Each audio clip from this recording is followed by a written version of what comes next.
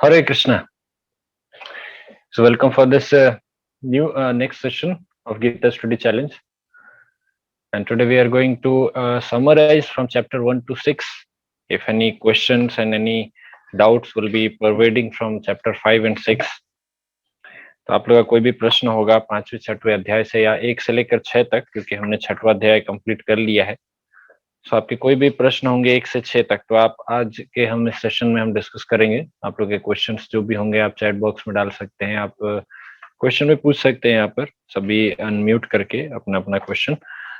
सो एक संक्षेप में हम जानेंगे कि हमने अभी तक 1 से लेकर 6वें अध्याय तक हमने क्या क्या डिस्कस किया है, क्योंकि हम जैसे जैसे आगे बढ़ते जाएंगे वैसे वैसे चीजें छूटती जाती है। तो हम उसका एक संक्षेप में सारांश में तो पहले डिस्कस कर लेंगे, उसके बाद आपका कुछ प्रश्न होगा, इससे हम शुरुआत करेंगे। सो क्षमा चाहता हूँ, थोड़ा लेट हो गया मुझे। ओके, सो पहले तो शुरुआत करेंगे मंगलाचरण के साथ में। जैसा कि हम जानते हैं कि मंगलाचरण बहुत आवश्यक है। हरे कृष्ण महामंत्र का जप करते हुए, भगवान का धन्यवाद देते हुए, श्रील प्रभुपाद जी की प्रार्थना, श्रील प्रभुपाद जी को प्रार्थना करते हुए, तो हर एक ये मंगलाचरण के साथ हम शुरुआत करेंगे। आई होप कि अभी तक तो मोस्ट ऑफ द लोगों को मंगलाचरण याद हो गया होगा। आज क्योंकि पीपीटी है नहीं, सो कोई स्लाइड है नहीं, तो इसमें आप मंगलाचरण देख नहीं सकते। आपको जो याद होगा उस हिसाब से आप हमारे पीछे दोहरा सकते हैं।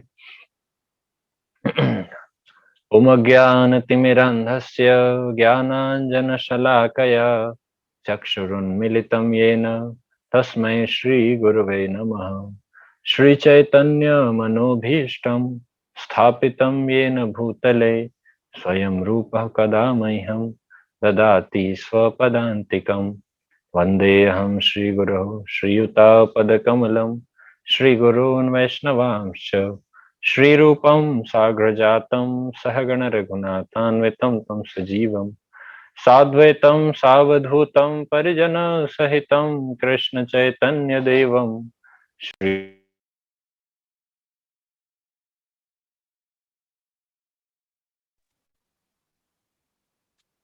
नमो विष्णुपादाय कृष्णप्रेष्ठाय भूतले श्रीमते भक्तिवेदांत स्वामिनिति नामिने। नमस्ते सारस्वते देवे गौरवाणी प्रचारिणे निर्विशेष शून्यवादी पाश्चात्य देशतारिणे।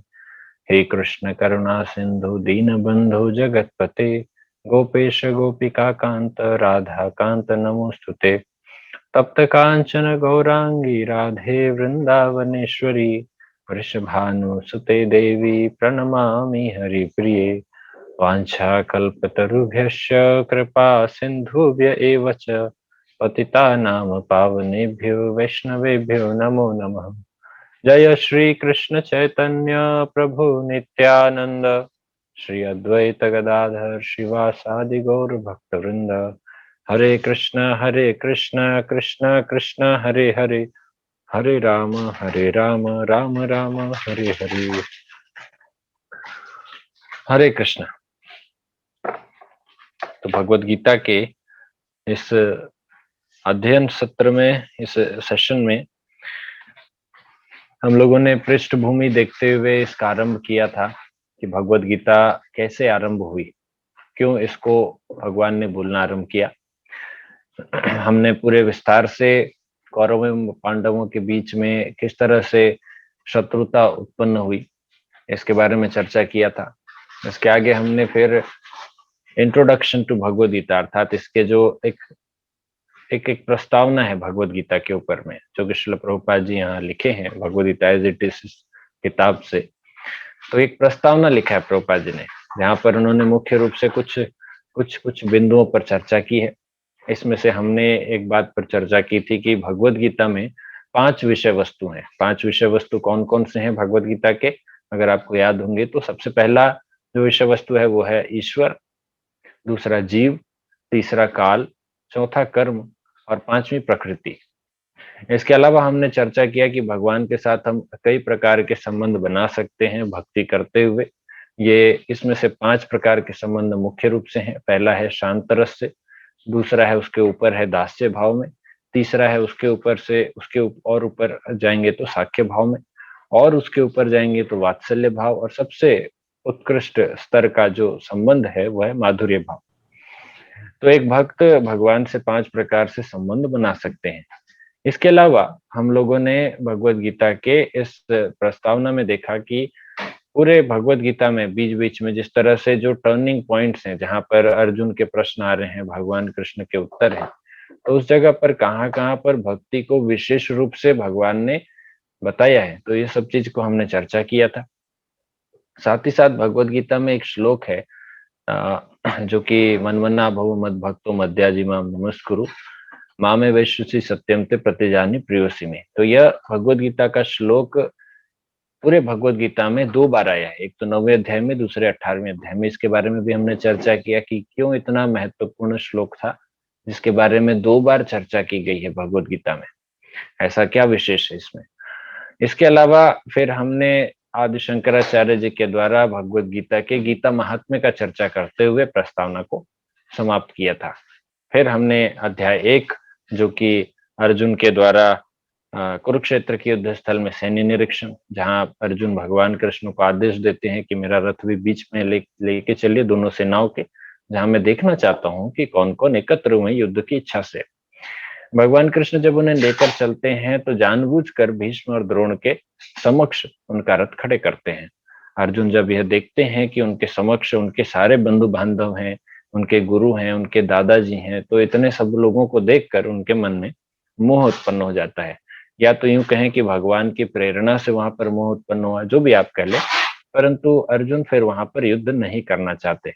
अर्जुन युद्ध नहीं करना चाहते, युद्ध ना करने के पीछे वो कई कारण देते हैं। इसमें से कुछ कारणों के विषय में हमने चर्चा किया, जैसे कि अर्जुन के मन में मोह उत्पन्न होना, कंपैशन। दूसरा था कि पाप से हम पाप से मुक्ति पाने के लिए, क्योंकि अगर युद्ध करेंगे तो पाप में जीवन हो जाएगा हमारा। और इसके आगे और भी जो कारण बताए कि वो किसी वंश के विनाश का कारण नहीं बनना चाहते, क्योंकि वंश का विनाश होता है तो फिर वहाँ वर्ण संकर होता है। चौथा है कि धार्मिक क्रियाकलापों में उसके बाद किसी भी परिवार में जब बड़े-बुजुर्ग चले जाते हैं तो धार्मिक क्रियाकलाप, धार्मिक अनुष्ठान नहीं हो पाते। और इसके बाद इसका अगला जो अंतिम जो उनका जो रीज़न था, वो था कि अनिर्णयता, इनडिसिज़न, कि वहाँ पर वो किसी प्रकार से निर्णय लेने में अक्षम थे। भगवान कृष्ण उनको भली-भाँति समझते हुए दूसरे अध्याय में, जिसका नाम है गीता का सार, दूसरे अध्याय में भगवान अर्जुन को आत्मा के विषय में ज्ञान देते हैं, आत्मा के विषय में बताते हैं और कहते हैं कि आपका जो मोह है वो निरर्थक है। भगवान अर्जुन से कहते हैं कि आपको किसी प्रकार से शोक करने की आवश्यकता नहीं है। भगवान उन्हें कर्मयोग के विषय में भी एक सार रूप में बताते हैं। कहते हैं कि कर्म हमारे जीवन का सबसे महत्वपूर्ण हिस्सा है और यहाँ पर आपको किसी प्रकार से मोह बंधन में नहीं फँसना चाहिए। भगवान उसको और आगे लेकर जाते हैं, उन्हें ज्ञान के विषय में बताते हैं कि किस तरह से ज्ञान से हम अपने आप को शारीरिक बोध से ऊपर उठा सकते हैं और ज्ञान के आधार पर हम व्यवहार कर सकते हैं, कर्म कर सकते हैं। उससे भी और ऊपर ले जाते हुए भगवान उन्हें स्थित प्रज्ञ के विषय में बताते हैं दूसरे अध्याय में कि स्थित प्रज्ञ क्या होते हैं, जो कि सदैव अपने मन को वश में करते हुए एक स्थिर बुद्धि से, आध्यात्मिक चेतना से कार्य करते हैं। भगवान इसके आगे मन को कैसे वश में करें और कैसे आत्मा का पतन ना हो, इसके विषय में भी चर्चा करते हैं। योगियों के विषय में बताते हैं, सुख कैसे प्राप्त किया जाए, शांति कैसे प्राप्त की जाए, ये भी बताते हैं। और इस तरह से दूसरे अध्याय को एक संक्षिप्त रूप से, जो कि पूरे भगवत गीता का सार है, इस तरह से वो भी कंप्लीट करते हैं। तीसरे अध्याय में भगवान कृष्ण कर्मयोग के विषय में बताते हैं। किसी न किसी प्रकार से इस संसार में लोग कर्म में प्रवृत्त होते हैं, लेकिन उस कर्म को कैसे करें ताकि हम पाप से बचें। तो इसके विषय में भी भगवान बताते हैं कि यज्ञ करना बहुत आवश्यक है। यज्ञ अर्थात भगवान विष्णु को प्रसन्न करने वाला कार्य। और इसमें एक इम्पोर्टेंट चीज़ के बारे में डिस्कस होती है तीसरे अध्याय के 13वें श्लोक में कि हम जो भी खाते हैं वो भगवान को हमें अर्पित करना चाहिए ताकि वो प्रसाद रूप में हम ग्रहण करें और इससे हमें किसी प्रकार के पाप हम अर्जित ना करें।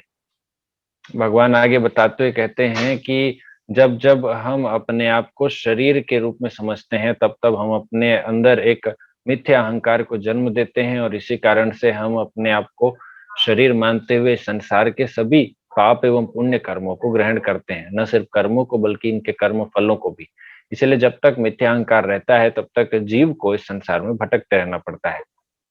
हालांकि जो आत्मा है वो कभी भी कर्ता नहीं है, परंतु मिथ्या अहंकार के कारण आत्मा अपने आप को कर्ता मान बैठती है और यही सबसे बड़ी मूर्खता हो जाती है। भगवान इसमें समझाते हुए कहते हैं कि ज्ञान के द्वारा हम ऐसे स्थिति से ऊपर उठ सकते हैं। परंतु अर्जुन वहां प्रश्न पूछते हैं कि भगवान, कई बार ज्ञान होने के बावजूद हम कुछ ऐसे कार्य कर लेते हैं जो कि हम नहीं करना चाहते, तो फिर हम क्या करें? तब भगवान कहते हैं कि ये इसका कारण तो काम है। ये काम के कारण कारण ही इस प्रकार से हमारे इंद्रिय बोध में हमारे मन में ऐसे विकार आते हैं। सब कुछ जानने के बाद भी हम काम वासना में प्रवृत्त होकर हम गलत कार्य करने लगते हैं। और इसमें भगवान ये भी बताते हैं कि काम इस संसार का सबसे बड़ा शत्रु है। खैर, इस अध्याय को अंत करते हुए भगवान कहते हैं कि ज्ञान से हम अ, ऐसे शत्रु को, मन को, जो काम है उस पर हम विजय प्राप्त कर सकते हैं। चौथे अध्याय की शुरुआत होती है जहां भगवान कहते हैं कि ये ज्ञान मैं तुम्हें पहली बार नहीं दे रहा हूँ। भगवान अर्जुन को आश्वस्त करते हुए कहते हैं कि ये जो ज्ञान है मैं पहली बार नहीं बता रहा हूँ, ये तो मैंने कई करोड़ों वर्ष पहले भी विवस्वान को ये ज्ञान दे दिया है। विवस्वान अर्थात तो सूर्य देव को मैंने ज्ञान दे दिया है। अर्जुन के मन में प्रश्न आता है कि हम और आप तो एक ही समानांतर समय के हैं। आपका और हमारा तो एक साथ ही लगभग लगभग जन्म हुआ है, फिर आप इतने समय पहले ऐसे कैसे आप ज्ञान दे सकते हैं? तो भगवान फिर तब अपने दिव्य गुणों के बारे में बताना आरंभ करते हैं। इसीलिए इस अध्याय का नाम है दिव्य ज्ञान, जहाँ भगवान बताते हैं कि क्यों वे बार बार अवतरित होते हैं इस संसार में। और भगवान इसमें बताते हैं कि कैसे वो किस प्रकार से अलग-अलग लोगों के साथ अलग-अलग प्रकार का व्यवहार करते हैं। वो कहते हैं कि जो जिस भाव से मेरे पास आता है, मैं उसी भाव से उसको स्वीकार करता हूँ और वैसा ही उसके साथ रेसिप्रोकेट करता हूँ। आगे बढ़ते हुए भगवान गुरु की महिमा बताते हैं। कहते हैं कि गुरु की सेवा करने से, उनसे बहुत ही विनम्रता पूर्वक उनके पास प्रश्न पूछने से हमारा आध्यात्मिक विकास होता है। इसीलिए गुरु का होना अत्यंत आवश्यक है। अर्थात इस अध्याय में पूर्ण रूप से ज्ञान के विषय में चर्चा होती है और भगवान कहते हैं कि ज्ञान के तलवार से आप मोह रूपी संशय को भंग करो, इसका नाश करो। अगला अध्याय शुरुआत होता है कर्मयोग अर्थात कृष्ण भावना भावित कर्म। कृष्ण भावना भावित कर्म, भगवान यहाँ बताते हैं कि देखिए, कर्म तो सभी करते हैं। शास्त्रों के अनुसार जो किया जाने वाला कार्य उसे कर्म कहते हैं। तो कर्म तो वस्तुतः सभी करते ही थे। आजकल के समय की बात नहीं बता रहे, पर सभी करते ही थे। परंतु कृष्ण भावना भावित कर्म, जो कि भगवान कृष्ण को प्रसन्न करने के लिए या भगवान कृष्ण के भावना भावित होकर जो कर्म किया जाता है, ऐसे कर्म योग से हम इस संसार से एलिवेट हो सकते हैं और आध्यात्मिक संसार में पहुंच सकते हैं। तो ज्ञानी पुरुष दिव्य ज्ञान की अग्नि से शुद्ध होकर बाहर तो सारे कर्म करता है, किंतु अंतर में उन कर्मों के फलों का परित्याग करते हुए शांति, विरक्ति, सहिष्णुता, आध्यात्मिक दृष्टि तथा आनंद की प्राप्ति करता है। अर्थात वो उससे डिटैच रहता है। हमने यहाँ पर बात की थी विरक्त रूप से, वो आंतरिक रूप से वो उन कर्म के फलों से या उन कर्मों को वो पूर्ण रूप से भगवान को अर्पित कर दिया होता है। अब इसके आगे एक नया अध्याय का आरंभ होता है जो कि है ध्यान योग, छठवां अध्याय। हमने अभी-अभी जिसका समापन किया। तो इस अध्याय में भगवान पूर्ण रूप से बताते हैं कि मन के विषय में, कि ध्यान के लिए मन का वश में होना कितना आवश्यक है और मन को वश में जो कर ले, उसके लिए मन उसका सबसे बड़ा मित्र है और जिसने मन को अपने वश में नहीं किया है, तो मन उसके लिए सबसे बड़ा शत्रु है।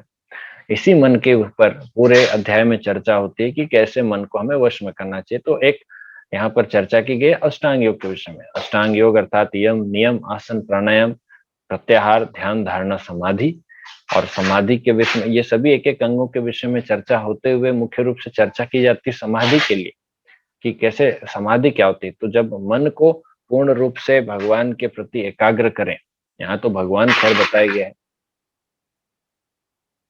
या तो खैर भगवान बताया गया है, लेकिन मन को अगर हम एक पॉइंट पे, एक बिंदु पर अगर हम केंद्रित करते हैं, उसको बोलते हैं ध्यान। तो अगर हम भगवान पर केंद्रित करेंगे तो फिर वो भक्तिपूर्ण वो क्रियाकलाप हो जाते हैं। खैर अभी यहाँ तो अष्टांग योग के विषय में वर्णन है। अष्टांग योग में कैसे दोनों नेत्रों को नाक के अग्रभाग में हम ध्यान करें और अपने पूरे मन को, चित्त को एक बिंदु पर केंद्रित करें।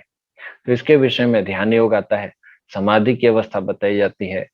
परंतु अर्जुन का एक प्रश्न जो कि यहाँ पर बहुत ज्यादा सब लोगों को डिस्टर्ब कर देता है, क्योंकि पूरा एक फ्लो चलता रहता है, भगवान बताते रहते हैं ऐसे ध्यान करना चाहिए आपको, इस रूप में भगवान मतलब ध्यान करते हुए मन को वश में करना चाहिए। परंतु अर्जुन कहते हैं कि मैं वायु को तो वश में कर सकता हूँ, लेकिन मन इतना चंचल है कि उसको वश में नहीं कर सकता।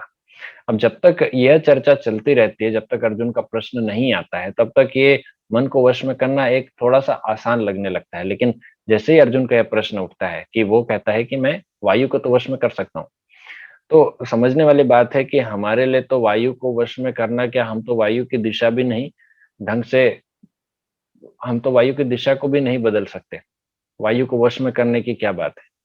तो हम वायु के लिए इतना, वायु के संबंध में ये सब चीजें हम नहीं कर सकते, तो मन के संबंध में हमारी चीजें कितनी भयावह हो जाएगी।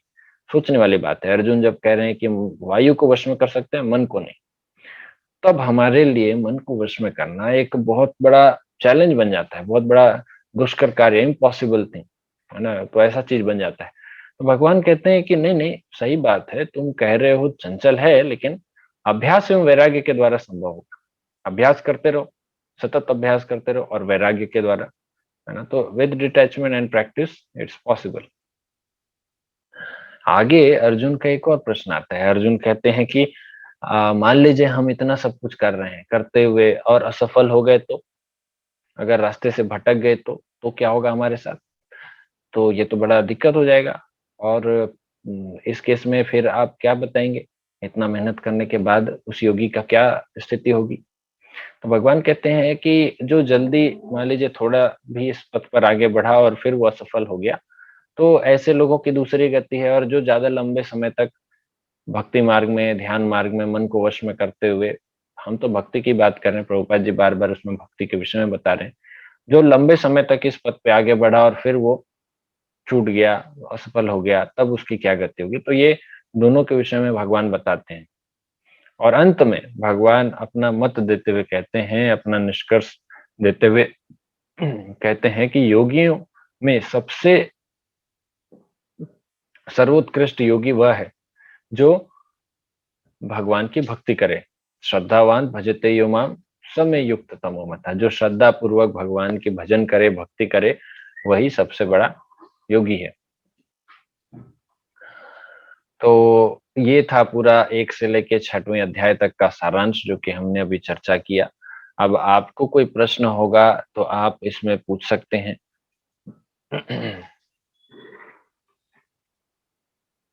सो ओके, तो जो भी आपका प्रश्न होगा आप यहाँ पर अनम्यूट करके भी पूछ सकते हैं आपका प्रश्न, या फिर आप चैट बॉक्स में डाल सकते हैं। यस मनीष बोलिए। हाँ जी, मेरा प्रश्न ये है कि अगर ये बात तो बिल्कुल सच है कि जो अर्जुन के फैमिलीज मेंबर्स थे, उन लोगों को उन लोगों से अगर युद्ध करना था, और भगवान कृष्ण उन्हें कह भी रहे थे कि तुम्हें इनसे युद्ध करना है, लेकिन कहीं ना कहीं ये बात भी तो सच है कि वो अपने फैमिली मेंबर को ही किल करने वाला था, जो कि उसके अपने थे। हम्म।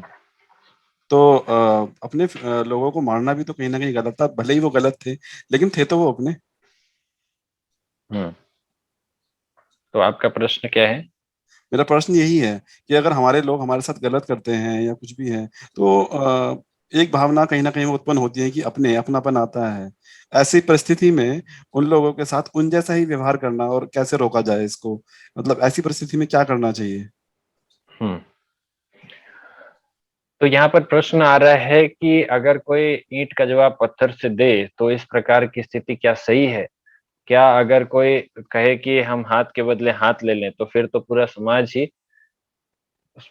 ही बिना हाथ का हो जाएगा, सभी लोग इसी प्रकार से हो जाएंगे। तो क्या हम्म। ऐसे स्थिति में क्या करें? ये तो भाई अपने भी थे, और आप अपने फैमिली मैटर को इतना बड़ा इश्यू बना करने की भी क्या जरूरत थी? ये भी हो सकता है एक तरह से। कुछ लोग ऐसा भी पूछ सकते हैं कि आपने पूरे वर्ल्ड को इन्वॉल्व कर दिया, एक फैमिली मैटर को लेके वर्ल्ड वॉर ही बना दिया। तो ये प्रश्न अच्छा प्रश्न है, क्योंकि ये प्रश्न एक भावनात्मक प्रश्न है। आप जो कि पूछ रहे हैं, आपकी भावनाओं से जुड़ा हुआ ये प्रश्न है। परंतु हम यहाँ पर देख रहे हैं कि ये सिर्फ एक फैमिली का इश्यू नहीं था। अगर हम पहले भी चर्चा करें तो ये एक सिर्फ एक फैमिली की बातें नहीं थी कि उसने एक दूसरे को ऐसा किया। कुरु वंश जो था वो पूरे संसार का सबसे बड़ा वंश था और यही जो राजा थे ये सबको इन्फ्लुएंस करने वाले थे। अब यहाँ पर कुछ ऐसी घटना होती है जो कि कुरु वंश के राजसभा में, जहाँ पे बड़े-बड़े राजा महाराजा बैठे हुए हैं, जहाँ पर एक स्त्री के साथ ऐसा बुरा व्यवहार होता है। तब वहाँ पर ऐसा नहीं है कि वो एक फैमिली के साथ कुछ या एक पर्टिकुलर स्त्री के साथ कुछ हो रहा है। धर्म का जो विवेचना है वहाँ पर, वो पूर्ण रूप से गड़बड़ा जाती है और वहाँ पूरे सभा में अधर्म का पक्ष होता है। और जब इस प्रकार की बात आती है, तो ये बहुत ज़रूरी हो जाता है कि वहाँ पर इतने उपस्थित राजा-महाराजा जो कि क्षत्रिय हैं, तो क्षत्रिय धर्म का पालन करने वाले कम से कम धर्म के लिए तो आवाज़ उठा सकते हैं। परंतु कोई भी धर्म के प्रति, धर्म के लिए आवाज़ नहीं उठाता, ये इस बात का सूचक होता है कि उस समय पर बहुत सारे अधर्मी राजा या बहुत सारे क्षत्रिय अधर्म को पालन करने वाले थे और संपूर्ण रूप से जो समाज था वो अ, पॉल्यूटेड हो चुका था, कह सकते हैं प्रदूषित हो चुका था। तो भगवान का एजेंडा क्या होता है? भगवान ने इतना सब कुछ किया, भगवान कृष्ण भगवद गीता 4थे अध्याय में कहते हैं कि जब-जब धर्म की हानि होती है तब तक मैं प्रकट होता हूँ और फिर मैं सबको धर्म की स्थापना करने के लिए कहता हूँ या स्वयं धर्म की स्थापना करता हूँ। तब ये जो स्थिति आई कि ये सिर्फ़ एक बात नहीं थी कि द्रौपदी के साथ ऐसा कुछ हुआ। हम तो और भी लोगों के साथ जानते भी नहीं है कि कौरव और कैसा व्यवहार करते थे। जब युधिष्ठिर इंद्रप्रस्थ के राजा हुए, दुर्योधन हस्तिनापुर के राजा थे, तब उस समय पे हस्तिनापुर की प्रजा बहुत त्रासदी में थी। बहुत दुखी थी कि उनका राजा दुर्योधन जैसा राजा है, वो बड़े तकलीफ में थे और दुर्योधन उन्हें बहुत कष्ट देता था। अब आप इमेजिन कर सकते हैं कि ऐसे सिचुएशन में धर्म की स्थापना तो अत्यंत आवश्यक होती है और भगवान कृष्ण ने ऐसे ही नहीं कि सिर्फ एक फैमिली मैटर के लिए पूरा ये सब किया। हाँ, अब यहाँ प्रश्न उठता है कि अर्जुन ने ऐसा क्यों किया? कि भाई ठीक है, आप तो पूरे समाज में भगवान तो आए थे स्थापना करने के लिए धर्म का, हुँ।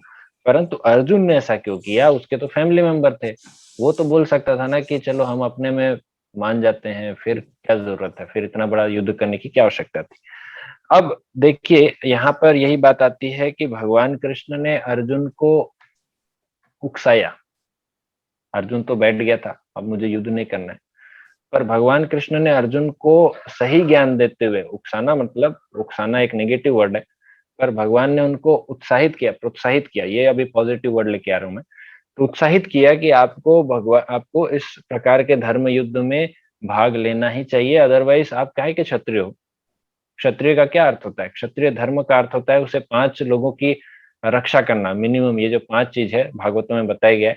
सबसे पहले है ब्राह्मण, ब्राह्मणों की रक्षा करना। दूसरा है गौ, गौ माता की रक्षा करना, गाय की।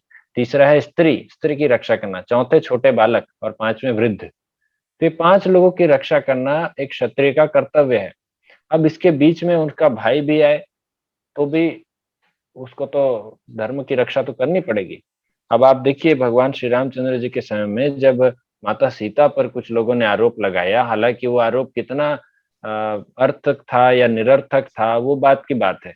परंतु भगवान श्री रामचंद्र जी ने मर्यादा की स्थापना करने के लिए क्या किया? अब यहाँ पर आप ये नहीं कह सकते कि भगवान श्री रामचंद्र जी गलत हैं, उन्होंने माता सीता को ऐसा क्यों किया? ये तो गलत बात है किसी स्त्री के लिए। ये तो भगवान की लीला है ना वहाँ पर। अब माता सीता को वहाँ पे माता सीता ने तो कोई धरना दिया नहीं कि भई मेरे साथ ऐसा हो गया। परंतु हम अगर ऐसा सोचे कि ये गलत बात है, सो मैं ये कहना चाह रहा हूँ कि क्षत्रिय धर्म के अनुसार ये बहुत आवश्यक है कि आपको इन लोगों की रक्षा करना, यही क्षत्रिय धर्म होता है। अभी क्षत्रिय धर्म में अगर आपको अपने सामने वाले का अगर आपका परिचित भी हो, जो कि अधर्म के रास्ते पर हो, अगर उसका वध भी करना पड़े, तो इसमें कोई गलत नहीं है। आजकल के समाज में हम ऐसा कार्य नहीं कर सकते क्योंकि एक कानून व्यवस्था है, कोर्ट है, जहाँ पर हम ये चीज़ों के लिए न्याय के लिए हम जाते हैं। परंतु उस समय न्याय तो क्षत्रिय ही करते थे, जो राजा है वही न्याय करता था और उसको न्यायोचित होना चाहिए।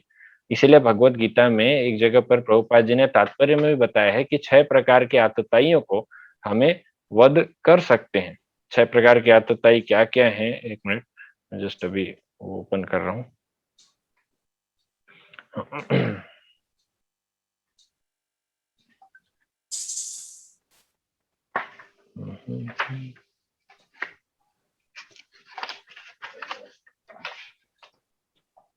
तो वैदिक आदेशानुसार आतताई 6 प्रकार के होते हैं। पहला विष देने वाला, तो विष दिया था क्या कौरवों ने? यस, विष तो दिया था उन्होंने पांडवों को, जब वो छोटे थे तो भीम को विष दिया गया था। दूसरा घर में अग्नि लगाने वाला, तो कौरवों ने अग्नि लगाई थी क्या? हाँ, लाक्षागृह के समय में पांडवों को एक साथ जलाने का भी प्लानिंग किया गया था। तीसरा घातक हथियार से आक्रमण करने वाला, तो क्या घातक हथियार से आक्रमण किया गया था कौरवों के द्वारा? तो वो भी था, उन्होंने आक्रमण भी किया था। चौथा धन लूटने वाला, उन्होंने जुए के समय में या चौपड़ के समय में सारा धन भी लूट लिया था। पांचवा दूसरे की भूमि हड़पने वाला, तो ये भी भूमि भी उन्होंने हड़प ली थी।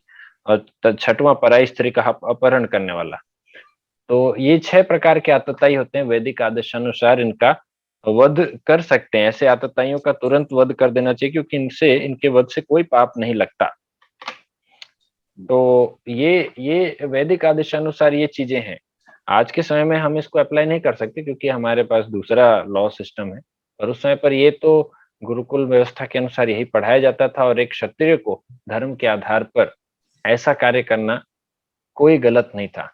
अब अर्जुन को भगवान कृष्ण प्रेरित करते हैं। अर्जुन भी इसी तरह से सोच रहा था कि मेरे फैमिली मेंबर है भाई, मैं उनको मार दिया तो फिर किसके साथ सुख उपभोग करूंगा? और मेरा मैटर है ना, मुझे क्या दिक्कत है? मुझे दिक्कत नहीं है तो बाकियों को क्या दिक्कत है? परंतु तीसरे अध्याय में भगवान यही तो कहते हैं कि जैसा समाज के लीडर जिस तरह का आचरण करते हैं, तो प्रजा भी वैसे फॉलो करती है। अगर देख लिया जाता कि दुर्योधन एवं कर्ण एवं दुशासन जैसे लोगों को कुछ नहीं किया जा रहा है, जिन्होंने द्रौपदी के साथ इस तरह का व्यवहार किया, तो आपको क्या लगता है पूरे समाज में किस प्रकार की व्यवस्था फैलती? भाई है तो क्या हुआ, गलत काम करेगा तो क्या उसको दंड नहीं देना चाहिए? विभीषण का भाई रावण था, विभीषण क्यों उनके अपोज में गए? वो भगवान के साथ क्यों आए? अपने भाई को उन्होंने मरवाया, एक तरह से देखा जाए तो अपने भाई को मरवाया, अपने मझले भैया को मरवाया, अपने बड़े भाई के बेटे को भी मरवाया, इंद्रजीत, इन सबको मरवाया। क्यों किया ऐसा? तो धर्म के लिए भगवान का जो आदेश है, धर्म की स्थापना, वो ज्यादा आवश्यक है, ज्यादा बड़ी है। अब यहाँ पर हमने डिसीजन नहीं लिया है कि अर्जुन तुम जाके युद्ध करो, यहाँ डिसीजन ले रहे हैं भगवान कह रहे हैं। तो जब भगवान कुछ कहते हैं तो वैदिक आदेशानुसार धर्मम तो साक्षात भगवत प्रणीतम, सबसे बड़ा धर्म वही होता है जो भगवान कहते हैं। इसलिए युद्ध के समय में युधिष्ठिर सबसे बड़े सत्यवादी थे, लेकिन फिर युद्ध के समय में भगवान युधिष्ठिर से कहते हैं कि आप ये घोषणा करो कि अश्वत्थामा मर गया। और युधिष्ठिर बोले, अरे मैं तो झूठ नहीं बोल सकता। वो बोले, आपको बोलना पड़ेगा, आप बोल दो ना अश्वत्थामा मारा गया। हाथी मरा, एक हाथी अश्वत्थामा नाम के एक हाथी को मार दिया गया। उन्होंने बोला कि आप जोर जोर से बोलो अश्वत्थामा मारा गया। तो एक हिसाब से तो सच है, हम तो बोल सकते हैं, अरे सच्ची बात है। परंतु युधिष्ठिर इस बात को समझते थे, उन्होंने कहा कि नहीं, हमको तो सच बोलना ही पड़ेगा कि ये अश्वत्थामा नाम का हाथी मारा गया है। भगवान बोले, अरे नहीं, बोलो। पर युधिष्ठिर जी के मन में बात आ गई कि मैं ऐसा झूठ नहीं बोल सकता, इसीलिए उन्होंने कहा अश्वत्थामा हतो हतः नरो वा कुंजरो वा। मतलब आदमी था कि हाथी, ये मुझे नहीं पता। परंतु जैसे उन्होंने कहा अश्वत्थामा मारा गया, उसके बाद भगवान समझ गए कि ये बोलना चाहते हैं आगे और ऐसा बोलेंगे, तो इसलिए भगवान ने जोर से शंख बजा दिया ताकि द्रोणाचार्य को सुनाई ना दे। अब कुछ लोग कहते हैं कि युधिष्ठिर महाराज ने झूठ बोला, इसलिए वो, मतलब अश्वत्थामा मारा गया, आधा सच आधा झूठ बोला, इसलिए उनको नरक जाना पड़ा। वास्तव में आचार्य बताते हैं कि चूंकि उन्हें भगवान के आदेश में संदेह उत्पन्न हुआ, इसलिए उनको नरक जाने का, एक दिन का नरक जाने का जरूरत पड़ा, उनको भेजा गया। तो ये बात वहां पर सूचक है कि जब भगवान हमसे कुछ कहने करने के लिए कहते हैं, तब वो सबसे बड़ा धर्म हो जाता है। तो अर्जुन अपने सगे संबंधियों को मार रहा है, तो यहाँ सगे संबंधियों को हम भावनात्मक रूप से न लें। हमको भगवान के आदेश एवं धर्म के अनुसार अगर हम देखें, तो वो सबसे बड़ा धर्म होता है। और यहाँ पर अर्जुन तो पहले भी कई बार युद्ध किया, लेकिन कभी उनका वध नहीं किया। अभी इस सिचुएशन में कुरुक्षेत्र का ये जो महाभारत युद्ध था, इसी युद्ध में उसने वध किया। क्यों? क्योंकि यहाँ पर भगवान ने उसको आदेश दिया। इससे पहले जितने बार अर्जुन युद्ध किया, वहां पर भगवान उसके साथ नहीं थे। मत्स्य विराट का जब युद्ध हुआ था, मत्स्य नरेश, मत्स्य देश में जब वो थे, तब अर्जुन ने अकेले सारे कौरवों को हरा दिया था। उस समय पर उसने वध नहीं किया था, क्योंकि वहां पर कोई ऐसा ऐसा एकदम आर पार की लड़ाई तो थी नहीं। अब यहाँ पर ये उसी बात की लड़ाई थी। तो युद्ध करना और वध करना ये तो आवश्यक था। और देखिए जैसे कोई किसान खेत में जाता है और वहां पर अवांछित पौधों को, जिसको बोलते हैं कि वीड्स, है ना, वीड्स बोलते हैं, जो कि फसल के साथ उत्पन्न हो जाते हैं, तो उनको वो उखाड़ कर फेंक देता है, ताकि फसल, जो जिस चीज की फसल लगा रहा है, वो सही रूप में उसका उत्पादन हो। तो वीड्स को, अवांछित पौधों को निकालना बहुत आवश्यक है। उसी प्रकार से समाज में अवांछित लोगों को निकालना बहुत आवश्यक है, तब जाकर समाज शांति व्यवस्था को स्थापित कर पाएगा। समाज में सही रूप से धर्म की स्थापना हो पाएगी। इसीलिए भगवान आते हैं, इस प्रकार का कार्य करते हैं। और वहां पर आपके सगे संबंधी हैं या शत्रु हैं, इस बात के से कोई मतलब नहीं है। भगवान वहां पर धर्म की स्थापना के लिए हर संभव प्रयास करते हैं, जो भी हो सके वो प्रयास करते हैं। तो भगवान ने इसीलिए इस तरह का आदेश दिया और अर्जुन ने पालन किया।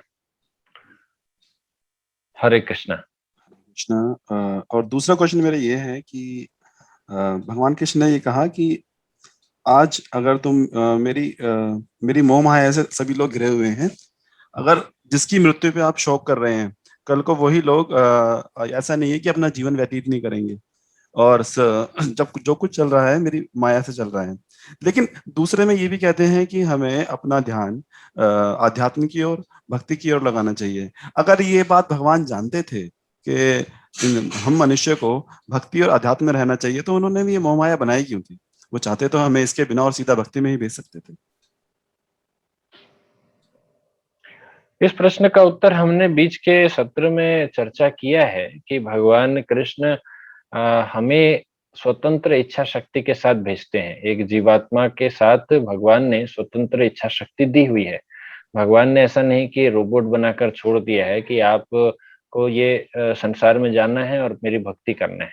इस तरह से भगवान ने नहीं बनाया है। अगर रोबोट के साथ हमारा कोई आदान प्रदान हो तो हमें किसी प्रकार का वहां पर आनंद नहीं मिलता। लेकिन स्वतंत्र इच्छा शक्ति के साथ भगवान ने हमें ये ऑप्शन दिया है कि हम भगवान के पास जाएं या भगवान के दूर। अब भगवान के पास जाएं या भगवान के दूर, यहाँ पर हमारे पास जो स्वतंत्र इच्छा शक्ति है, इसका चुनाव हम कैसे करते हैं? हमारी चेतना के अनुसार करते हैं। अब हमारी चेतना अगर भगवान की माया शक्ति से आकर्षित है तो हम भगवान से दूर जाएंगे। लेकिन अगर हमारी चेतना भगवान के प्रति आकर्षित है तो हम भगवान के पास जाएंगे। तो हमें यह भी चूज करना है, क्योंकि हमारे पास चूज, अगर भगवान की माया शक्ति होती नहीं तो हम चूज किसके बीच करते? भगवान की माया शक्ति भी है और भगवान भी है। ये जानबूझ के भगवान की एक, ये तो एक शक्ति है भगवान की, कि जो भी भगवान से दूर जाते हैं तो माया शक्ति उन्हें क्या करती है? उन्हें सुधारने के लिए इस भौतिक संसार में तरह तरह के दंड देती है। उन्हें अलग अलग प्रकार के, उनसे उनकी परीक्षा लेती है, ताकि वो धीरे धीरे वो इस एलिजिबल हो और भगवान के प्रति उनकी रुचि जागृत हो, तब उनको भगवान के पास वो भेज सके।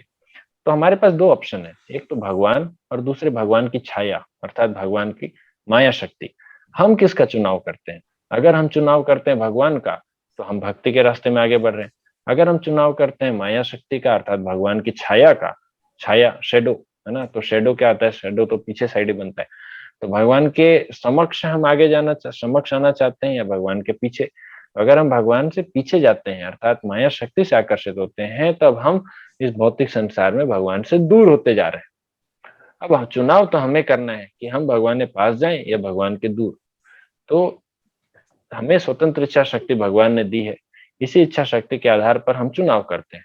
और अगर हम भगवान अपनी इच्छा शक्ति से भगवान के पास जाने का प्रयास करते हैं तो भगवान बड़े प्रसन्न होते हैं कि देखो कितना मेरा भक्त है, मेरे पास आ रहा है। वहीं जो असुर होते हैं या जो दुष्ट होते हैं, जितने भी यहाँ पर हम आपराधिक प्रवृत्ति के लोगों की बात कर रहे हैं, तो वो भगवान से दूर जाते हैं, क्योंकि वो भगवान की माया शक्ति से ज्यादा आकर्षित होते हैं। भगवान की माया शक्ति क्या है? भगवान की माया शक्ति है धन, ऐश्वर्य, ये संसार के ऐश्वर्य। ऐश्वर्य कोई गलत चीज नहीं, लेकिन इस सांसारिक इस संसार के जो धन, अहंकार या पोस्ट पोजीशन के प्रति आसक्त होना, या स्त्री के प्रति आसक्त होना, किसी प्रकार के इंद्रिय तृप्ति से आसक्त होना। कुल मिलाकर मैं एक संक्षेप में कहूँ तो चाहे स्त्री हो या पुरुष हो, उसके लिए तो अपोजिट सेक्स हो वो ज्यादा आकर्षित करता है। और सभी को धन से आकर्षण होता है, सभी को मान सम्मान, एक इंद्रिय, ये कुल मिलाकर हम बात करें तो जितने समय तक हम अपनी इंद्रियों की तृप्ति करने के लिए आकर्षित रहेंगे, तब तक हम भगवान की माया शक्ति से आकर्षित हो रहे हैं। और जब तक हम अपने आत्मा को भगवान से जोड़ने के लिए, मतलब आत्मा के लिए अगर हम जब तक कार्य कर रहे हैं उसकी तुष्टि के लिए, तब तक हम भगवान की ओर जा रहे हैं। तो चुनाव हमें करना है।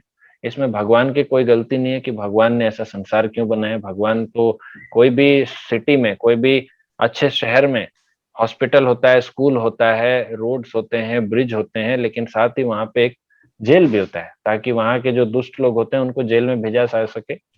सुधार गृह कहते थे पहले जेल को, है ना, सुधार गृह कहा जाता था। आजकल जेल को दंड या दंड देने का सिस्टम बना दिया गया, दंड दे देकर सुधारा जाता था जो भी आपने। तो वैसा ही व्यवस्था भगवान ने बनाया है। अब चुनाव भाई हमें करना है कि हम भगवान की तरफ जाएं या भगवान से दूर, है ना। हरे कृष्ण। हरे कृष्णा। ओके, तो यहाँ पर और एक प्रश्न आ चुका है हमारे पास, हमारा भी पतन हो सकता है क्या? इसका पता कैसे चलता है हमें, और इसका सॉल्यूशन क्या है? पतन होने के कैसे, पतन होने से कैसे बच सकते हैं? अच्छा, यहाँ पर आप पतन का क्या अर्थ समझ रहे हैं? आपने प्रश्न पूछा, पतन शब्द का क्या अर्थ आपने लगाया है, मैं जान सकता हूँ? प्रश्न है ओके, भक्ति से दूर होना, पतन अर्थात भक्ति से दूर। क्या हम भी भक्ति से दूर हो सकते हैं? प्रश्न यहाँ पर सुचित्रा का ये है कि क्या हम भक्ति से दूर हो सकते हैं? हो सकते हैं, बिल्कुल हो सकते हैं। अगर हमने देखिए, ये क्या है, एक लंबी चढ़ाई हम चढ़ रहे हैं, एक पर्वत में लंबी चढ़ाई हम चढ़ रहे हैं, तो हमको हमेशा हर समय पे हमको एफर्ट डालना पड़ेगा, हर समय पे हमको प्रयास करते रहना पड़ेगा। धीरे धीरे हम ऊपर उठ रहे हैं, ऊपर उठ रहे हैं। हम एक समय के लिए, एक क्षण के लिए भी निश्चिंत नहीं हो सकते कि हाँ बस बहुत हो गया, ठीक है, हो गया, मेरा काम हो गया। जब तक हम ऊपर नहीं पहुंच जाते इस पर्वत श्रृंखला के, तब तक हम रिलैक्स नहीं हो सकते। क्योंकि जो माया देवी है वो तो 24/7 काम कर रही है, और 24/7 अभी आपको मैं बताता हूँ किधर से काम कर रही है। आपके पास अच्छा, ओके, तो आपके पास मोबाइल फोन है, मोबाइल फोन आपके पास 24 आवर्स रहते हैं। ये सबसे बड़ा एक दूत है, कह सकते हैं, दूत है माया देवी का। तो वो सदैव आपके साथ रहता है। 24/7 माया देवी आपके पीछे लगी रहती है कि कब आप ढीले पड़े, और वो वहां पर अटैक करेगी कि भाई आपको कैसे भक्ति से मैं दूर ले जाऊं।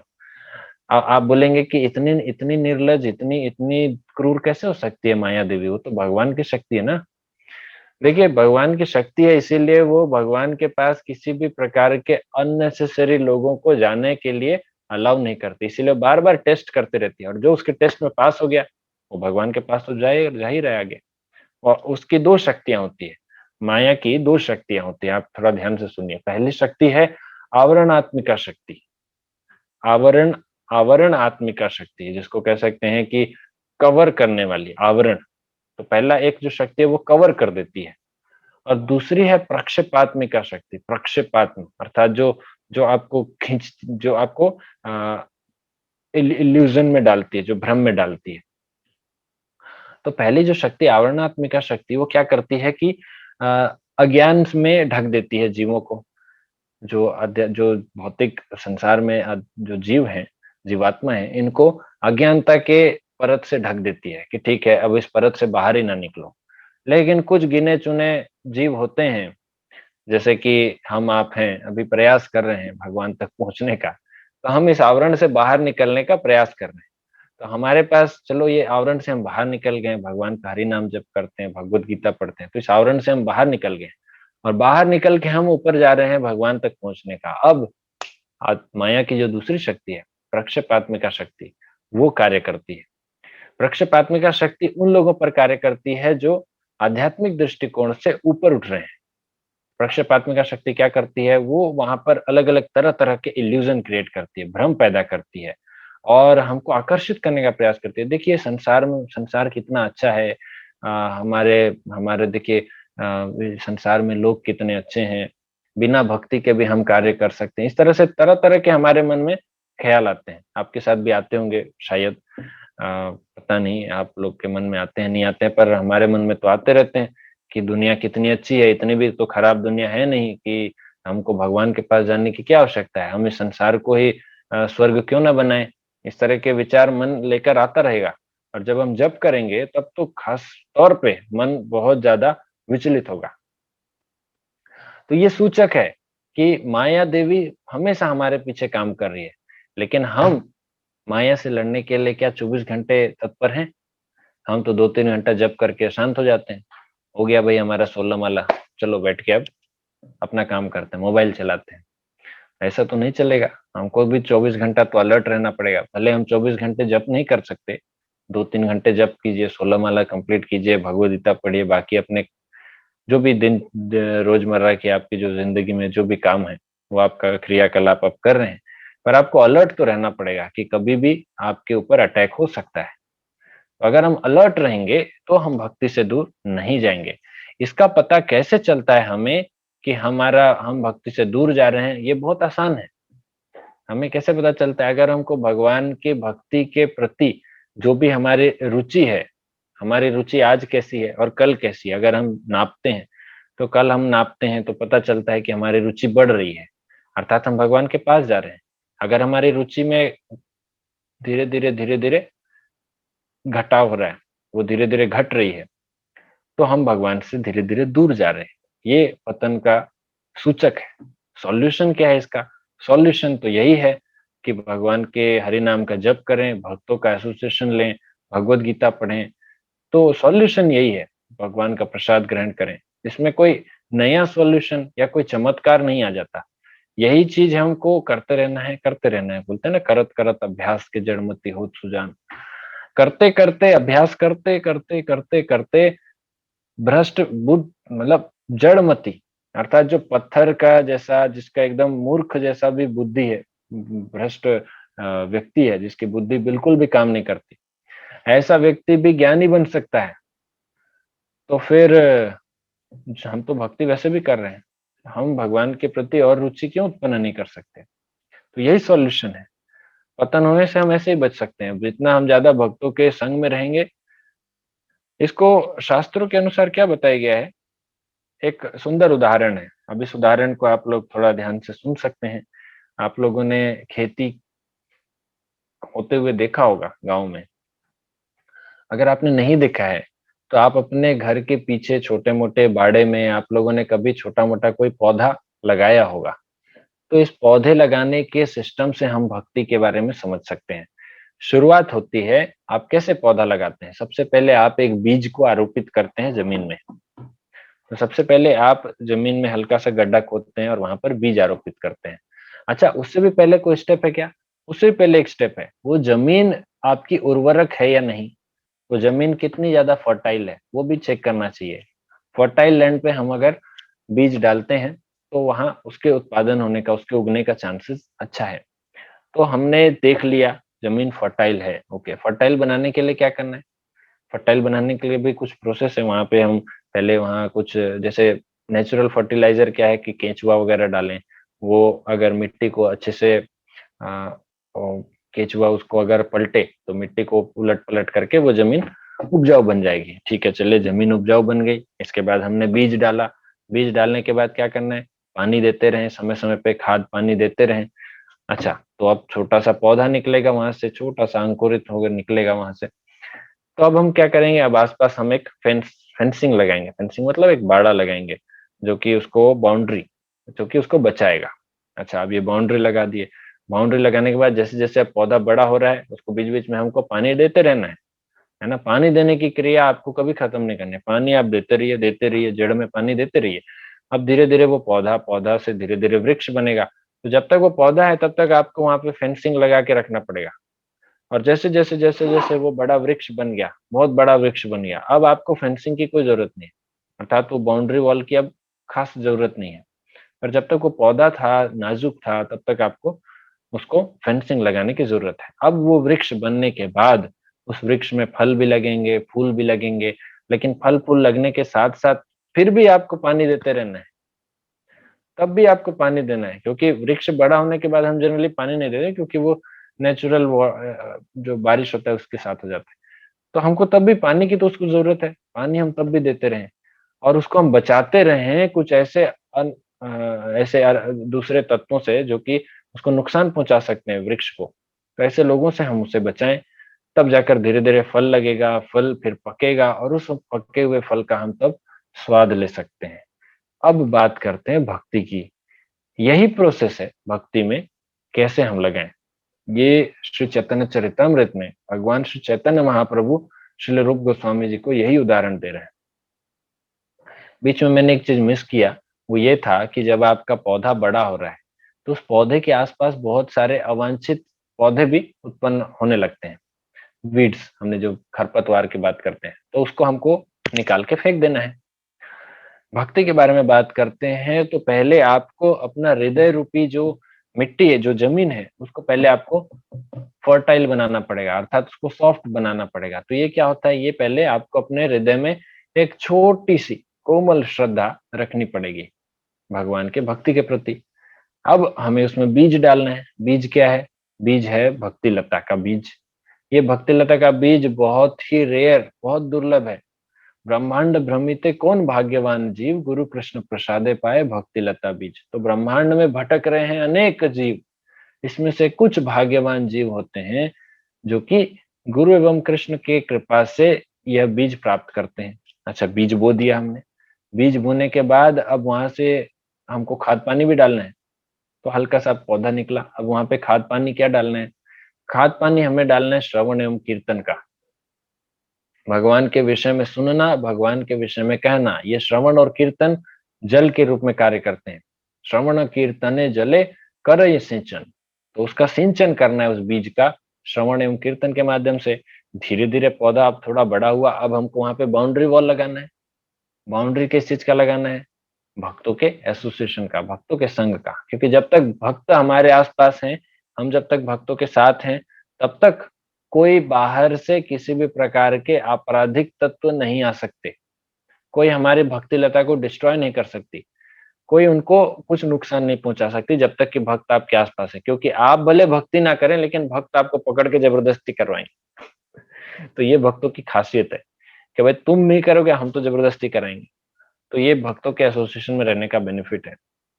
वो चाह के भी, आपके न चाहते हुए भी आपसे हरे कृष्णा जप कराएंगे, आपको कीर्तन में बैठाएंगे, आपसे भगवत गीता पढ़ने के लिए कहेंगे। तो ये भक्तों के एसोसिएशन का इसीलिए बेनिफिट है। अब पौधा धीरे धीरे बड़ा हुआ, लेकिन आपको श्रवण कीर्तन का जल तो देते रहना, देते रहना, देते रहना। पेड़ बड़ा हो गया, वृक्ष बनने तक भक्तों का एसोसिएशन का जो बाउंड्री है वो हमेशा रखना है। एक बार वो वृक्ष बन गया, अर्थात मेच्योर, पूरा डिटरमाइंड हो गया, अब ऐसे भक्त जो होते हैं उनको इस बाउंड्री की आवश्यकता नहीं है। अब वो दूसरों के लिए बाउंड्री का काम कर सकते हैं। उनके छांव में बहुत सारे छोटे छोटे बीज पौधे वहां पर उत्पन्न हो सकते हैं। अब उन्हें किसी प्रकार के, अब उतने ज्यादा फेंसिंग की आवश्यकता नहीं है। लेकिन उसमें जो फल लगने वाले हैं, कच्चे फल हैं, उसको तो बचाना पड़ेगा। उसको बचाने के लिए हमको सदैव अलर्ट रहना पड़ेगा, एकदम हमेशा चौकन्ना। जब वो फल धीरे धीरे करके पक जाएगा, अब वो पका हुआ फल जो कि वृक्ष का सबसे मुख्य उत्पाद होता है, उसी प्रकार से भक्ति लता का सबसे मुख्य उत्पाद, अब ये फल जो पक गया है, जिसको कहते हैं प्रेम फल, जो कि भगवान के प्रति प्रेम नाम का फल है, ये हमें चखने के लिए मिलेगा और तब हम इसका आनंद ले सकते हैं। लेकिन तब तक आपको श्रवण कीर्तन का जल भी देते रहना है, आपको अलर्ट भी रहना है कि कहीं इसको कोई नुकसान ना पहुंचा दे। तो ये तरीके से आप, इस तरीके से आप अपनी भक्ति को बचा सकते हैं। और कहीं पर भी आपको ऐसा लगता है कि आपकी भक्ति में अब रुचि कम हो रही है, तो समझ जाइए कि कुछ ना कुछ अब गड़बड़ चालू हो चुका है। इसलिए सदैव भगवान की भक्ति में भक्तों के साथ लगे रहना चाहिए। ओके, प्रश्न आपका क्लियर हुआ? हम आगे प्रश्न में पढ़ेंगे।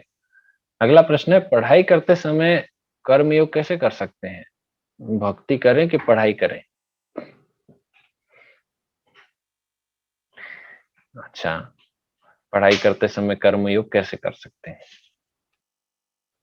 तीसरे अध्याय में जो कर्मयोग बताया गया है, वो कर्मयोग बताया गया है कि आपका जो कर्तव्य होता है उसे कर्मयोग, उसे कर्म कह रहे हैं। आपका जो कर्तव्य है, तो एक विद्यार्थी के लिए तो उसका विद्या अध्ययन करना कर्म हुआ।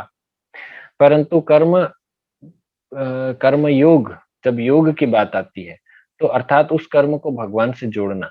अब हम उस कर्म को भगवान से कैसे जोड़ सकते हैं? तो दो चीज है। पहला तो, या तो आप कर्म भगवान से जोड़िए या तो कर्म फल को भगवान से जोड़िए। तो कर्म भगवान से कैसे जोड़ें कि हम भगवान के लिए पढ़ाई करें। अब जैसे अगर आप भगवत गीता पढ़ते हैं तो भगवत गीता भी एक पढ़ाई है। तो भगवत गीता हम पढ़ाई कर रहे हैं भगवान के विषय में, तो ये पढ़ाई हम भगवान के विषय में कर रहे हैं, तो ये डायरेक्ट हो गया भगवान के लिए पढ़ाई। तो ये हो गया आपका कर्म योग भी और भक्ति योग भी। दूसरा है कर्म फल आपको भगवान को देना है, तो आपने पढ़ाई किया इंजीनियरिंग की पढ़ाई पढ़ाई करने के बाद आपका अच्छा जॉब लगा। अच्छा पहले आ जाते हैं, आपने बहुत अच्छा पढ़ाई किया, आपने गोल्ड मेडल लाया अपनी यूनिवर्सिटी में, आपसे पूछा गया कि आप इतना अच्छे से कैसे पढ़ाई कर पाते थे। तो अब आप वहां पर अपने मन को कैसे आपने पढ़ाई के लिए लगाया, कैसे वश में किया, तो उसके बारे में आप बता सकते हैं कि मैं भगवत गीता पढ़ता था, जिससे मुझे अपने मन को वश में करने के लिए अलग-अलग तकनीक के बारे में पता चला। मुझे हरे कृष्ण महामंत्र के बारे में पता चला। मैं चैंटिंग करता था और मैं रोज़ थोड़ा चैंटिंग करता था, जिससे मेरा मन बहुत शांत रहता था। तो इस तरह से मैं अपने इसमें मैं बहुत सारे जो अनवांटेड जो डिज़ायर्स हैं, उसको मैंने कंट्रोल की और मेरा समय बचा। इसलिए मैं फर्स्ट आया। अगर ऐसा उत्तर आप देते हैं, जेन्युइनली आपने ऐसा कुछ किया है, तो आप निश्चित रूप से अपना कर्म का फल जो है वो भगवान को अर्पित कर रहे हैं। साथ ही साथ आपको अगर कोई अच्छा जॉब ऑफर होता है, उसके पीछे भी जीवन में जो भी सफलता प्राप्त होती है, इसका अगर हम क्रेडिट भगवान को देते हैं, तो वो कर्म फल हम भगवान को ऑफर कर रहे हैं। तो कर्म फल हम भगवान को ऑफर कर सकते हैं इसके अनुसार क्योंकि हम जो भी कार्य कर रहे हैं भगवान की प्रसन्नता के लिए कर रहे हैं। इसी को तो यज्ञ बताया गया है तीसरे अध्याय में, है ना? तो ऐसे हम कर्म योग का पालन कर सकते हैं। कर्म योग अर्थात आप अपना कर्म कीजिए, परंतु उसको भगवान की सेवा के लिए हम लगाएँ। तो आपने फिर उसके बाद अपना जो सैलरी है, उस सैलरी में से एक-एक कुछ कुछ हिस्सा आपने भगवान की सेवा के लिए दान दिया। तो ये भी आपका कर्मयोग के अंदर भी आ जाएगा। अब आप पूछेंगे तो फिर भक्ति योग क्या है भाई? भक्ति योग और कर्मयोग तो आपका सेम सेम डेफिनिशन लग रहा है। तो भक्ति योग अर्थात भगवान के लिए ही कार्य करना। जैसे मैंने बताया ना कि पढ़ाई कर रहे हैं, भगवत गीता ही पढ़ रहे हैं। वहाँ पर हम कोई इंजीनियरिंग इंजीनियरिंग नहीं पढ़ रहे हैं। वहाँ भगवत गीता ही पढ़ रहे हैं, तो भगवान के लिए ही पढ़ाई हो रही है। तो ये भक्ति योग है, सीधा-सीधा वही करना है। और हमने अपनी पढ़ाई की और भगवान को उसके लिए श्रेय दे रहे हैं, क्रेडिट दे रहे हैं और उसका जो फल मिल रहा है वो भी भगवान को हम अर्पित कर रहे हैं। तो ये कर्मयोग में आ जाएगा आपका, भगवान के लिए भक्ति आप। और वैसे देखा जाए तो जो कर्म योग है वो भी भक्ति योग के बहुत करीब ही है, बहुत क्लोज़ है। क्योंकि कर्म योग में 2 टाइप के आता है, एक सकाम कर्म योग, एक निष्काम कर्म योग। सकाम कर्म योग में आप उसकी उसके फलों को आप चाहते हैं, कर्म जो भी आपने कर्म किया, उसका फल आप चाहते हैं। और निष्काम कर्म योग में आप उसके प्रति बिल्कुल भी अटैच नहीं है, डिटैच्ड हैं पूरी तरह से। सकाम कर्म योग में आपको उसका उसका आप उसके फल से अटैच हैं, निष्काम में डिटैच्ड हैं। तो इस प्रकार से आप कर्म योग करते हुए भगवान की भक्ति भी कर सकते हैं। वैसे जब आप तीसरे अध्याय को भगवद गीता का पढ़ेंगे कर्म योग के विषय में, तो आत्मा एवं शरीर के अलग-अलग कर्म होते हैं, अलग-अलग कर्तव्य होते हैं। तो हम शरीर शरीर से जो भी कर्म कर्तव्य हैं, वो हम कार्य करते रहें। तो कर्मयोग का एक डेफिनेशन वो भी है कि आप शास्त्रों के अनुसार जो बताया गया है वो आप करते रहिए, वो कर्म है। और भगवान से संबंधित जब हम कार्य करेंगे तो वो कर्म भक्ति योग से भी संबंधित हो जाएगा। भक्ति योग भी आप कह सकते हैं उसको। तो जब तक कर्म फल आप भगवान को दे रहे हैं, इस तरह से आप भक्ति करें कि भक्ति करते हुए आप पढ़ाई भी कर सकते हैं। अपनी जो भी पढ़ाई का श्रेय भगवान को दें। पढ़ाई करते हुए आपके दोस्त आपसे पूछ सकते हैं कि भाई तू इतना अच्छा कैसे पढ़ पा रहा है? तेरा माइंड इतना अच्छे से कैसे चलता है?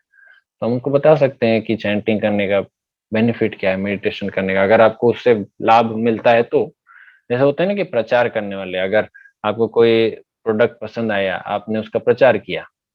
उसी तरह से ये भगवान के प्रोडक्ट्स हैं। भगवान का कीर्तन, भगवान का प्रसाद, भगवान का हरि नाम। तो हम अगर इसका प्रचार करते हैं तो भगवान बड़े प्रसन्न होते हैं। और कोई प्रश्न? हाँ, भगवान ऐसा क्यों चाहते हैं कि हम उनका चैंटिंग करें, उनका नाम लें या हमेशा उनको याद करें? क्यों भगवान ऐसा अपनी भक्ति कराना क्यों चाहते हैं कि हम लोग उनके प्रति थोड़ा आतुर रहें और उनको जानने की कोशिश करें? ऐसा क्यों? क्योंकि भगवान हमसे प्रेम करते हैं। हम भी चाहते हैं कि जैसे आपके अगर बच्चे होंगे घर में या आपके माता पिता हैं, तो हमारे भी माता पिता ये चाहते हैं कि हमारा बच्चा हमें याद करे। वो भी बीच बीच में चाहते हैं कि हम उन्हें फोन करें, हम उनसे मिलने के लिए आए, हम उनके बारे में सोचते हैं कि नहीं, पूछते हैं हमसे कभी कभी कि हमारे बारे में याद भी करते हो कि नहीं करते। तो हर कोई चाहता है कि हमें याद करें, जो हमारे जो अपने हैं वो हमें याद करें। तो भगवान भी चाहते हैं कि हम उन्हें याद करें, क्योंकि हम भगवान से दूर रहकर ही यहाँ पर तकलीफ पा रहे हैं, यहाँ पर कष्ट भोग रहे हैं। भगवान ये नहीं चाहते कि हम यहाँ पर ज़्यादा समय तक कष्ट भोगें, और चूँकि हमको तो इस बात का ज्ञान है ही नहीं कि हम कैसे इस संसार के कष्ट से दूर जाएँ। तो भगवान हमें इसी का रास्ता भी दिखाते हैं कि आप मुझे याद करो, मन मना भव मद भक्तो मद्याजिमाम नमस्कुरु। आप मेरा चिंतन करो, मेरा भक्त बनो, मुझे प्रणाम करो और मेरी पूजा करो। तो भगवान ये 4 चीज़ कहते हैं अर्जुन से, और 2 बार कहते हैं, 1 बार नहीं 2 बार कहते हैं भगवद गीता में। तो भगवान ये बता रहे हैं इसके अनुसार, इसके इसके द्वारा तो भगवान ये सॉल्यूशन भी दे रहे हैं कि आप कैसे इस भौतिक संसार के प्रपंच से बाहर निकल सकते हैं। और दूसरा, भगवान के प्रति आप अपना प्रेम स्थापित कर सकते हैं, भगवान को सदैव याद कर सकते हैं। तो भगवान ही हमें सॉल्यूशन दे रहे हैं। अब क्या है कि हमको तो इतना भी याद नहीं है कि हम भगवान को कैसे याद करें, या भगवान को याद करना है या किसको याद करना है, इसकी भी जानकारी हमें नहीं है, इसलिए भगवान खुद बताते हैं। तो क्या करें, अब भगवान के विषय में बताने वाला और कोई है नहीं, तो खुद उन्हीं को बताना पड़ रहा है। इसलिए यहाँ पर ऐसा प्रश्न, एक एक तरह से भ्रम उत्पन्न हो जाता है कि भगवान इतने अहंकारी हैं क्या, कि वो अपने आप को ज़बरदस्ती हमारे सामने पुट अप कर रहे हैं।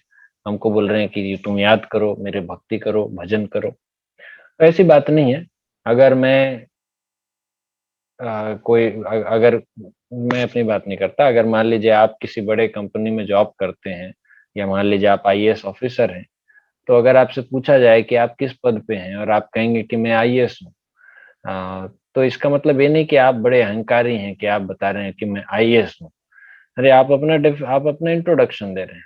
तो इसमें इंट्रोडक्शन देना और अहंकार पूर्वक कहने में फ़र्क होता है। तो भगवान यहाँ पर एक सामान्य ज्ञान हमें दे रहे हैं। भगवान ऐसा नहीं कह रहे हैं कि तुमको करना ही पड़ेगा। जैसे लोग कहते हैं ना कि मेरा तलवा चाटो, मेरे जूती रगड़ो, मेरा मुझे हमेशा याद करो। एक-एक शोषण भाव में, मतलब कहें कि एक्सप्लॉइटेटिव मेंटालिटी जिसको इंग्लिश में बोलते हैं, कि आप दूसरों को शोषण करना चाहते हैं। ऐसे मनोभाव से भगवान हमको नहीं कहते कि आप मेरा चिंतन करो। भगवान ऐसा कह रहे हैं इसके पीछे, ताकि हम भगवान को याद करते हुए भगवान के धाम जा सकें और आनंद प्राप्त कर सकें, जो हम यहाँ पे ढूँढ रहे हैं वास्तव में। तो भगवान इसलिए इस तरह से बात करते हैं।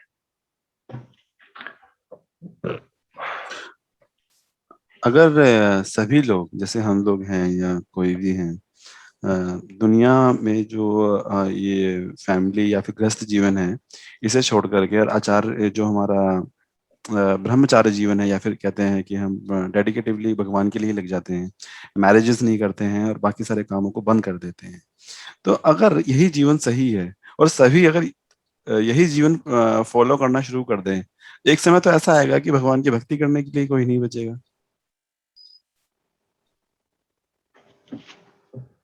एक बार आज से करीब-करीब 6-7 साल पहले यही प्रश्न, मैं एक कक्षा में बैठा था, यही प्रश्न मैंने सुना, एक व्यक्ति पूछ रहे हैं, एक सन्यासी से।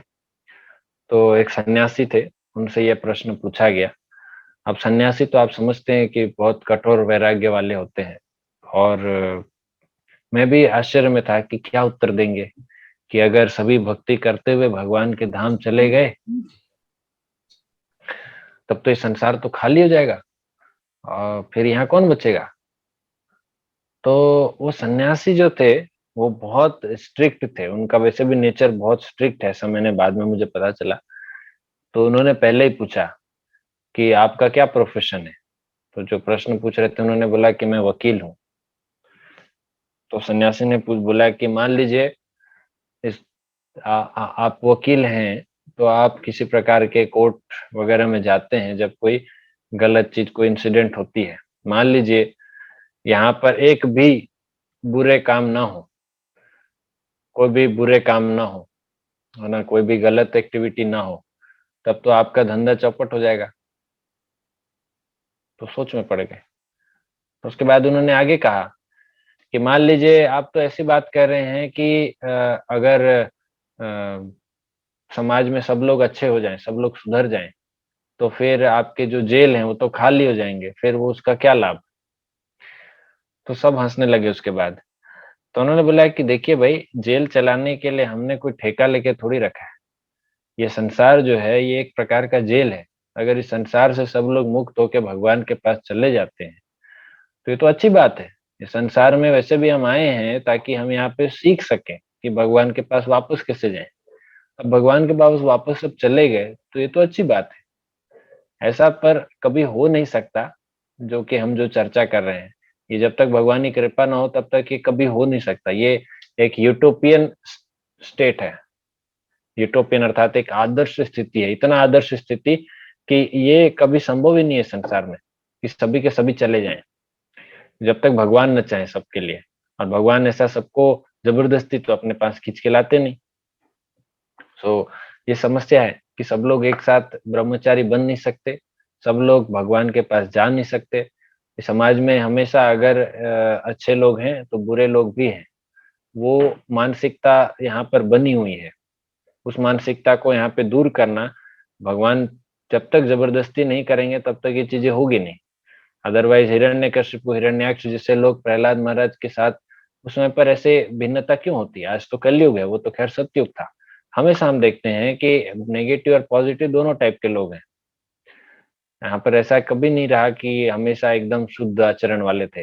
ये जरूर था कि जब परीक्षित महाराज राज्य कर रहे थे, या अम्बरीश महाराज राज्य कर रहे थे, या युधिष्ठिर महाराज राज्य कर रहे थे, या भगवान श्री रामचंद्र जी राज्य कर रहे थे, उस समय पर स्थिति जो समाज था वो बहुत ही ज्यादा उन्नत स्थिति में था और सत्यता का पालन करता था, धार्मिक नियमों का पालन होता था।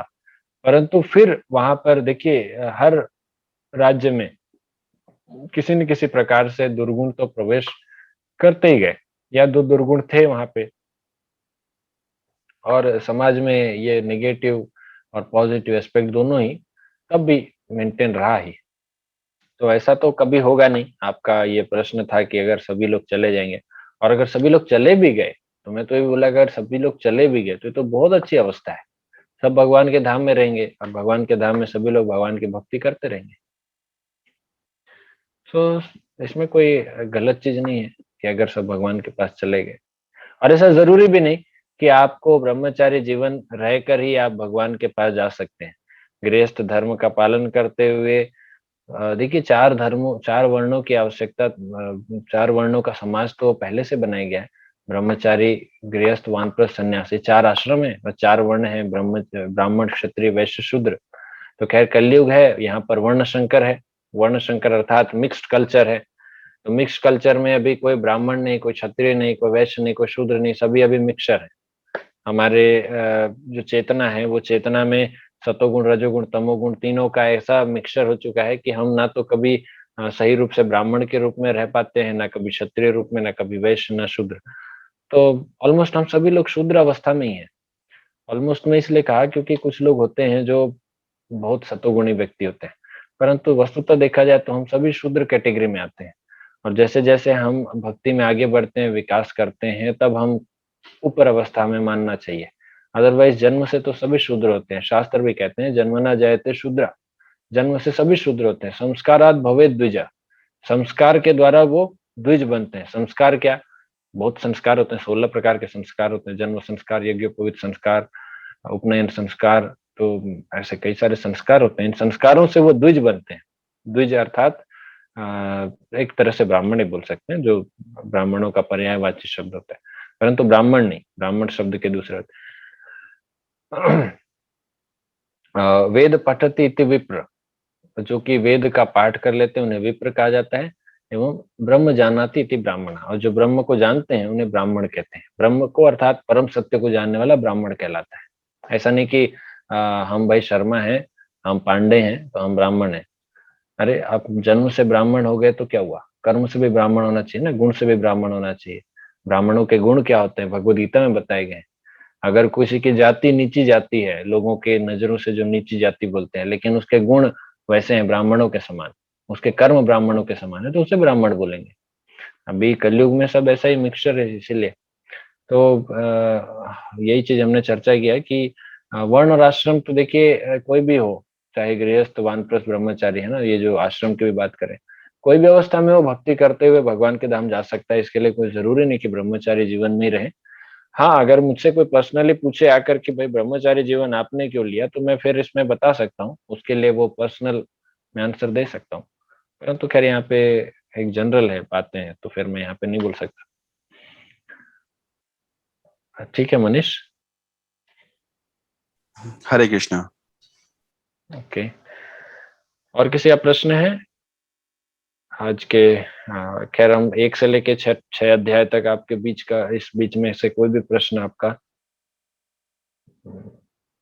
या कुछ और भी भक्ति से संबंधित हम अभी तक जो भी चर्चा कर रहे हैं।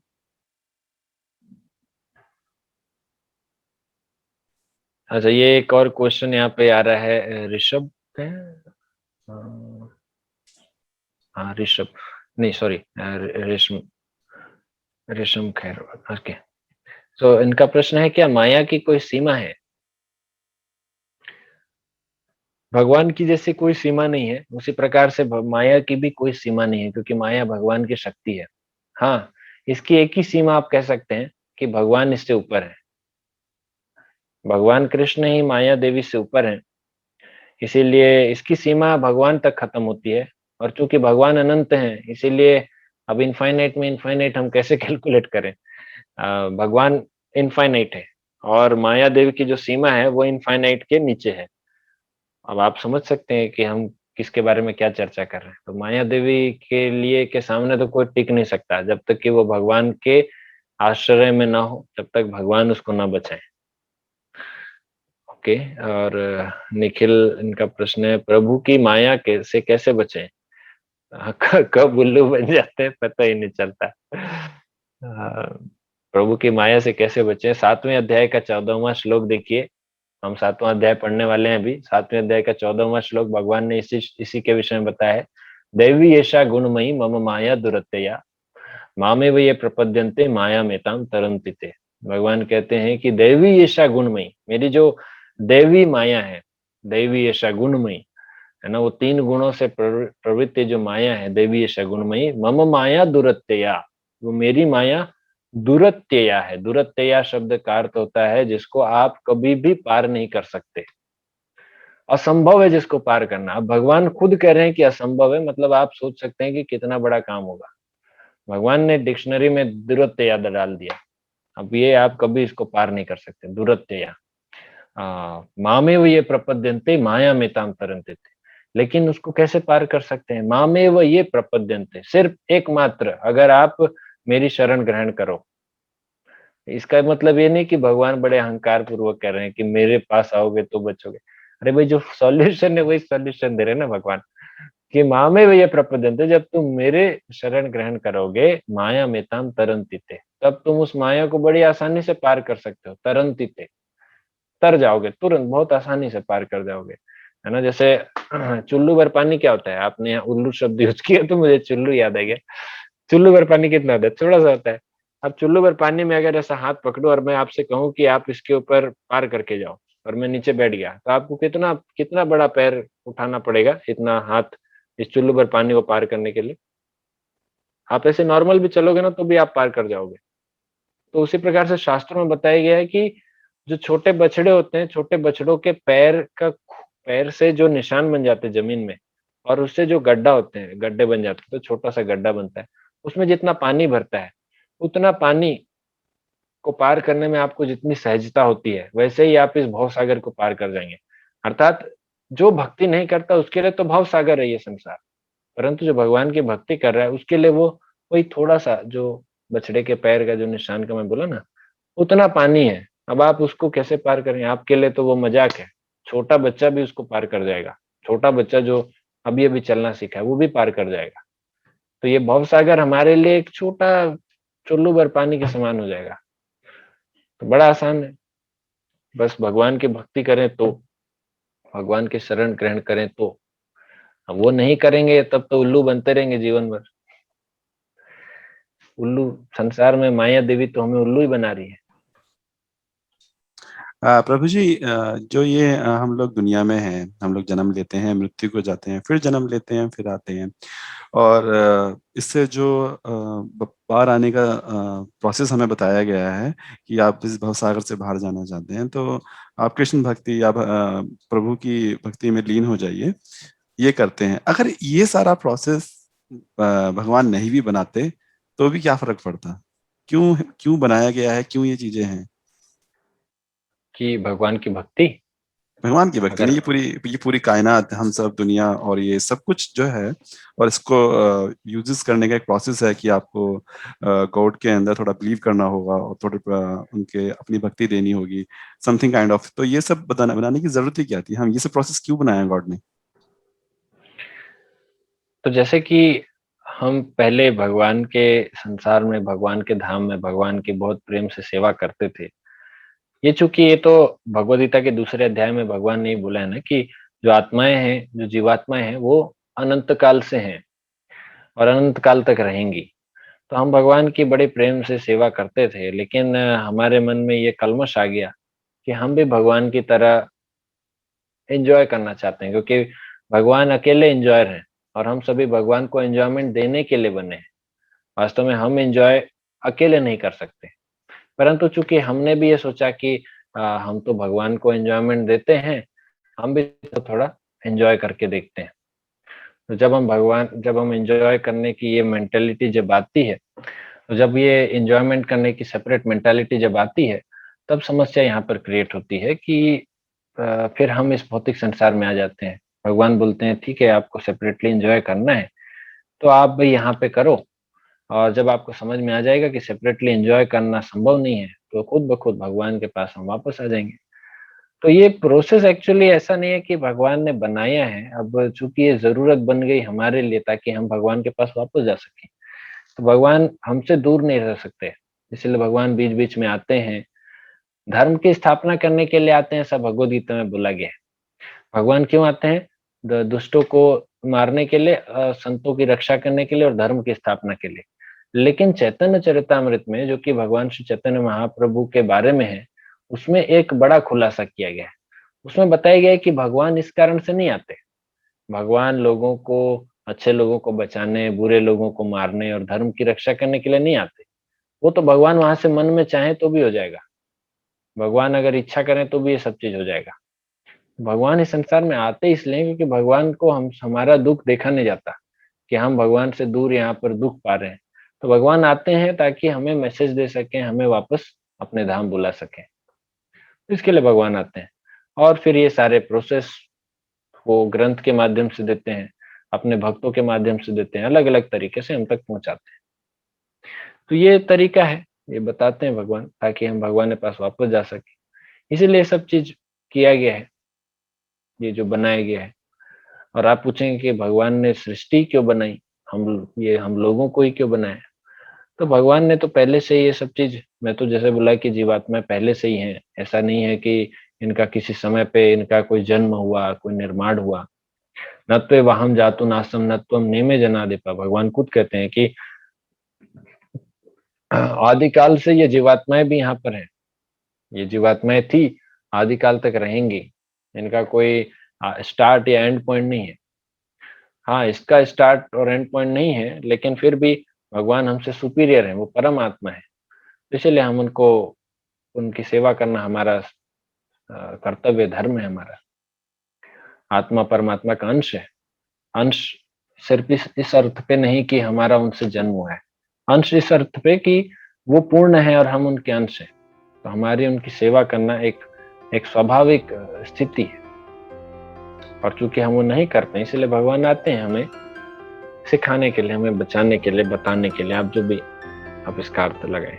तो बहुत बहुत धन्यवाद आप सभी का जुड़े रहने के लिए। काफी समय हो गया, 9:30 बज भी है। हरे कृष्णा, श्रील प्रभुपाद की जय। हरे हरे बोल।